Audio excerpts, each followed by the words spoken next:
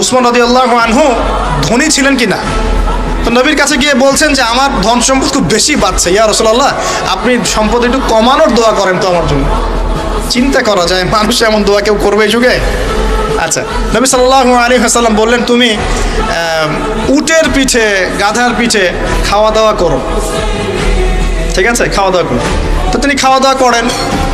এখন কয়দিন বলতে কতদিন আল্লাহ ভালো জানেন, তিনি এসে বলছেন ইয়া রাসূলুল্লাহ আমার তো সম্পদ আরও আগের চেয়ে বাড়তেছে, দেখি আপনি কি দোয়া করলেন, সম্পদ তো আরও বাড়া শুরু করেছে এখন। তখন তিনি বলছেন যে তুমি যখন খাও তখন তোমার হাত থেকে যদি খাবার পড়ে যায় তুমি কি করো? তিনি বলেছেন আমি আমার হাত থেকে খাবার যদি পড়ে যায়, একটা দানাও যদি পড়ে যায়, আমি উটের পিঠ থেকে নেমে সেই খাবারটাকে তুলে পরিষ্কার করে তারপর খাই। উসমান রাদিয়াল্লাহু আনহু এত ধনী মানুষ, তিনি প্রতিবেলায় 100 মানুষকে খাওয়াতে পারেন, কোনো সমস্যা নেই।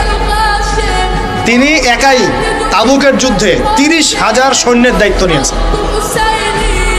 30,000 সৈন্য 3 মাস যাবে, যাত্রা বিরতি করবে, খাবে দাবে, তাদের ঘোড়া অস্ত্রশস্ত্র সব দায়িত্ব একজন ব্যক্তি বহন করেছেন, উসমান রাদিয়াল্লাহু আনহু। কত বড় ধনী আপনি চিন্তা করেন। উনার মতো ধনী কোনো পররাষ্ট্রমন্ত্রীও নাই পৃথিবীতে এখন পর্যন্ত, কোনো বিশ্ব নেতাও নাই ওনার মতো ধনী, এখন কেউই নাই। আর উনি কিন্তু তার এই ধন সম্পদ সুদের মধ্য দিয়ে অর্জন করেন নাই, তার ধন সম্পদ দুর্নীতির মধ্য দিয়ে অর্জন করেন নাই। তার ধন সম্পদ তিনি কিন্তু এই যে অন্যের সম্পদ অন্যায়ভাবে দখল করে অর্জন করেন নাই। তিনি সম্পদ অর্জন করেছেন বৈধ পন্থায়, হালাল ব্যবসা করেছেন নাকি না? এই যে আমল, তো নবীজি বলছেন যে তোমার আমল যদি এমনই হয় তাহলে তোমাকে আল্লাহ পাক সম্পদ দিবে না, কাকে সম্পদ দিবে?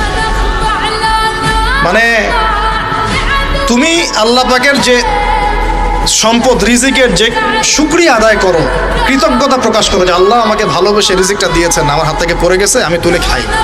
এই যে আল্লাহ পাকের নেয়ামতের প্রতি তোমার যে শ্রদ্ধা, যে সম্মান, এর শুকরিয়া স্বরূপে আল্লাহ পাক তোমাকে এরকম সচ্ছল বানাই দিচ্ছেন, আর তো কিছু করার নাই। তো উসমান রাদিয়াল্লাহু আনহুর মতো ধনী হতে কোনো সমস্যা আছে? তিনি কৃপণ ছিলেন না, তিনি আল্লাহ পাকের নেয়ামতের শুকরগুজার ছিলেন।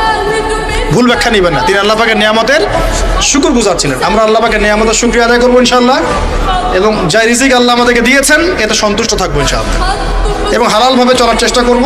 আল্লাহ পাক আমাদেরকে ধন দিলে সেই ধন সম্পদ যতটুকু আমার পরিবারের জন্য প্রয়োজন, বাড়তিগুলো আমরা আল্লাহর পথে দান সাদাকা করবো ইনশাআল্লাহ।